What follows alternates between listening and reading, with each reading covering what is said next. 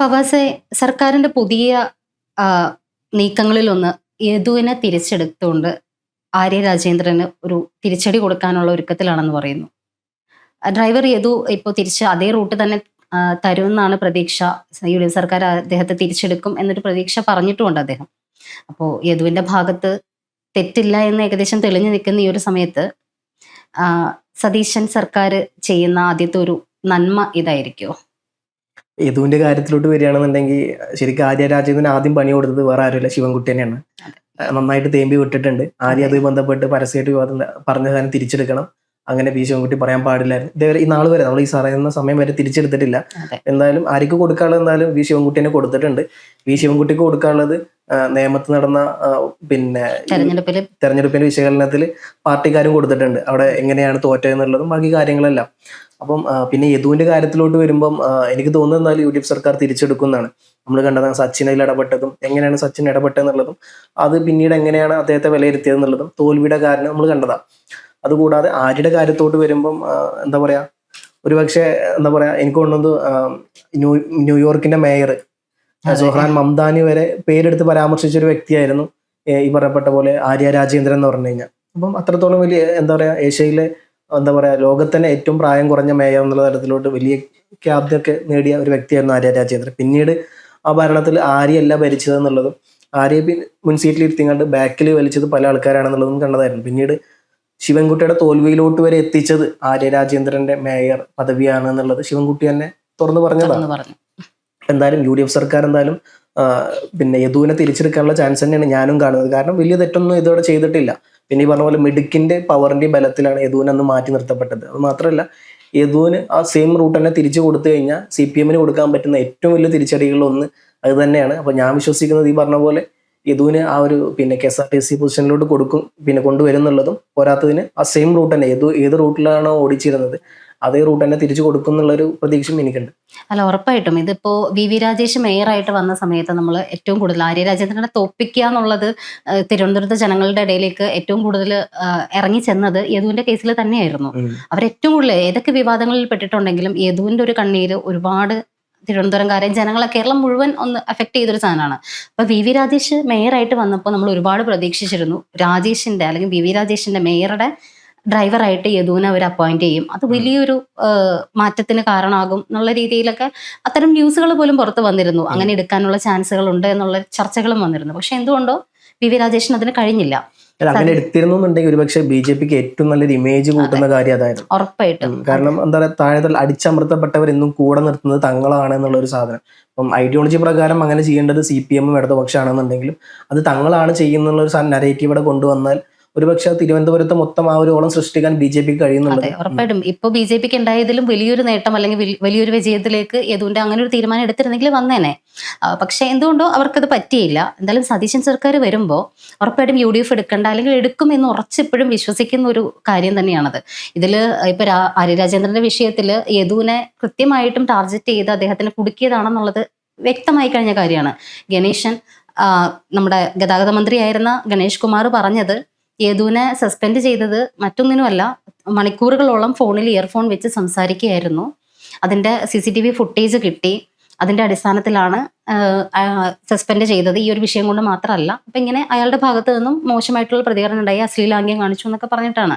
പക്ഷെ ഈ അശ്ലീലാംഗ്യം കാണിച്ചതിനോ അല്ലെങ്കിൽ ഈ മേയർ ആരോപിക്കുന്ന തെറ്റ് ചെയ്തിട്ടില്ല എന്നുള്ളതും ഏകദേശം ഉറപ്പായി കഴിഞ്ഞു. ഏകദേശം അല്ല, വ്യക്തമായി കഴിഞ്ഞ കാര്യമാണ്.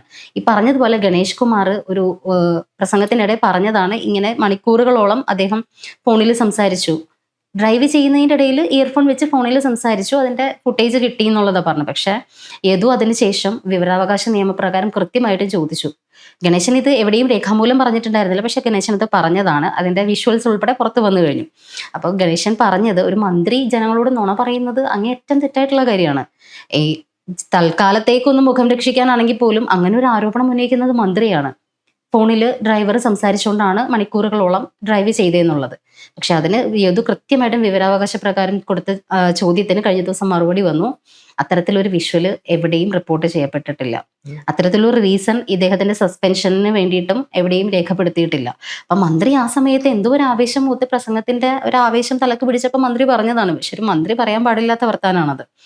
ഇപ്പൊ ആ ഒരു തെളിവും കൂടി വന്നപ്പോൾ കൃത്യമായിട്ടും ആര്യ രാജേന്ദ്രന് വേണ്ടി ഗണേശൻ അങ്ങോട്ട് കളിച്ചു എന്നുള്ളത് ഇതിലും വലിയൊരു തെളിവ് നമുക്ക് വേണ്ട ശരിക്കും. അത് മാത്രമല്ല, ഇപ്പം നുണ പറയാൻ വേണ്ടി പ്രത്യേക സർട്ടിഫിക്കറ്റ് കിട്ടിയ ഒരു വ്യക്തിയാണ് ഗണേഷ് കുമാർ. ഗണേഷ് കുമാർ അപ്പം ഈ വിഷയത്തിൽ മാത്രമല്ല എല്ലാ കാര്യത്തിലും അദ്ദേഹത്തിൻ്റെതായ പ്രത്യേക തരം നുണകളും, ഇപ്പോൾ നമ്മൾ ലൈസൻസിന്റെ കാര്യത്തിലൊക്കെ നമ്മൾ മുമ്പ് പറഞ്ഞ പോലെ ഉറക്കുന്ന എണീറ്റ് വരുമ്പോൾ പ്രത്യേക തരം കാഴ്ചപ്പാടുകൾ കൊണ്ടുവരുന്ന ഒരു വ്യക്തിയാണ് അദ്ദേഹം. അതെ, ആ അദ്ദേഹത്തിന്റെ വീട്ടിൽ ഒരു ഇന്റർവ്യൂ കണ്ടപ്പോൾ രസകരമായിട്ട് തോന്നിയത് കുഞ്ഞു കാറുകളൊക്കെ ഉണ്ടല്ലോ നമ്മൾ പിള്ളേർ വാങ്ങിച്ച് കളിക്കുന്ന, അങ്ങനെ മുതൽ വണ്ടി ഭ്രാന്താണെന്ന് പറഞ്ഞിട്ട് ഒരു വീടിന്റെ ഒരു മുറി മൊത്തം പുതിയ വണ്ടികൾ, ലോറി, JCB, അതൊക്കെ അതിന്റെയൊക്കെ സ്റ്റാച്യൂസ് വാങ്ങി ഇഷ്ടം പോലെ നിറച്ചു വെച്ചിട്ടുണ്ട് അദ്ദേഹം.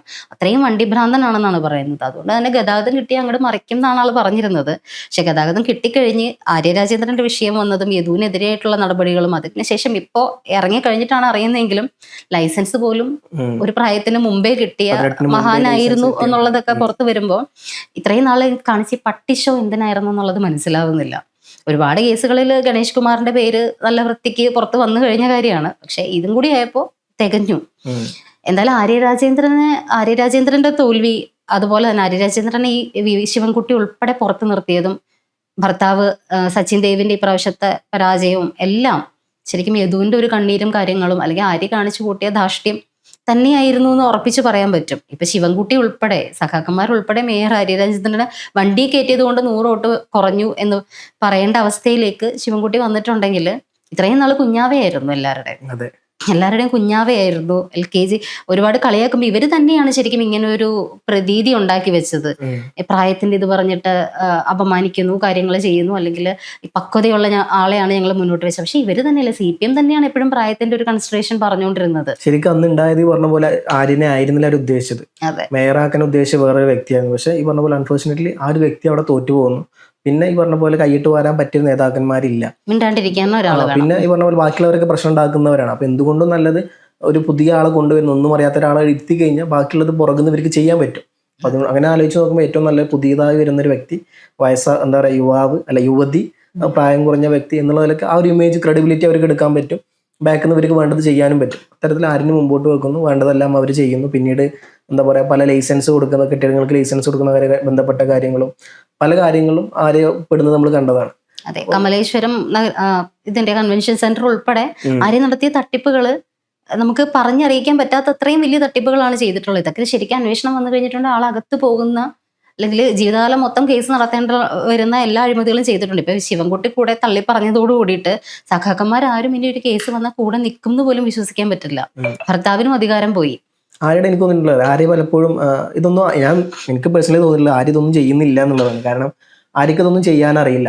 ആര്യയുടെ പുറകിൽ നിന്ന് ചെയ്യുന്ന പല നേതാക്കന്മാരും ഉണ്ട്. പക്ഷെ ഉത്തരം വരുന്നത് ആര്യയുടെ ഭാഗത്തോട്ടാണ്. കാരണം ആ ഒരു പൊസിഷനിൽ ഇരിക്കും, ഒന്നല്ലെങ്കിൽ ആര്യ ഇടപെടണമായിരുന്നു അങ്ങനത്തെ കാര്യത്തിൽ, അല്ലെങ്കിൽ പിന്നെ ആ പൊസിഷനിൽ നിന്ന് മാറി നിൽക്കണം. ഇങ്ങനെ പ്രശ്നങ്ങൾ വരുന്നുണ്ട് എന്ന് കാണുമ്പോൾ തന്നെ കൊണ്ട് കൂട്ടിയാൽ കൂടുന്നില്ല, നിയന്ത്രിക്കുന്നത് പല മറ്റു വ്യക്തികളാണെന്ന് കാണുമ്പോൾ ആര്യ പറയണമായിരുന്നു എനിക്ക് ആ പൊസിഷനിലോട് താല്പര്യമില്ല, പകരം വേറെ ആരെങ്കിലും കൊണ്ടാണ് നിർത്തണം എന്നുള്ള ആര്യ പറയണമായിരുന്നു. അതൊന്നും ആര്യ ചെയ്തില്ല എന്ന് മാത്രമല്ല, പിന്നീട് തോൽവി വന്നപ്പോൾ പല ആൾക്കാരും ആര്യനെ കുറ്റപ്പെടുത്തുന്നതും സ്റ്റേജിൽ നിന്ന് ആര്യനെ മാറ്റി നിർത്തുന്നതും, CPMന്റെ പല പ്രോഗ്രാമൊന്നും ആര്യനെ മാറ്റി നിർത്തുന്നതൊക്കെ കണ്ടതാണ്. ഇത്തരത്തിലോട്ട് അതപ്പതിച്ച് ഒരു എന്താ പറയുക യുവതിയെ വലിയ തരത്തിലോട്ട് കൊണ്ടുവരുന്നതും, ആ യുവതി കാരണം തകർന്ന് തരിപ്പണമാവുന്നതും, പിന്നീട് ആ പാർട്ടിയെ യുവതിയെ തള്ളിക്കളയുന്നതും എല്ലാം നേർസാക്ഷ്യം വഹിച്ചാണ് നമ്മളെല്ലാവരും. അതെ, ഉറപ്പായിട്ടും. എന്തായാലും യദുവിനെ തിരിച്ചു കൊണ്ടുവരുന്നത് ശരിക്കും സതീശന്റെ ഒരു മാസ് നീക്കം തന്നെയായിരിക്കും. അതിലൂടെ കിട്ടാൻ പോകുന്ന ഒരു ഇമേജ് എന്ന് പറയുന്നത് ഭയങ്കര വലുതായിരിക്കും. എന്തായാലും യദു തിരിച്ചു വരുന്നത് കാണാൻ തന്നെയാണ് കേരളം മുഴുവൻ കാത്തിരിക്കുന്നത്. എല്ലാവരും യദുവിന്റെ ഒപ്പം തന്നെയുണ്ട്. അതിലും വലിയൊരു തിരിച്ചടി എന്തായാലും CPMന് കിട്ടാനുമില്ല.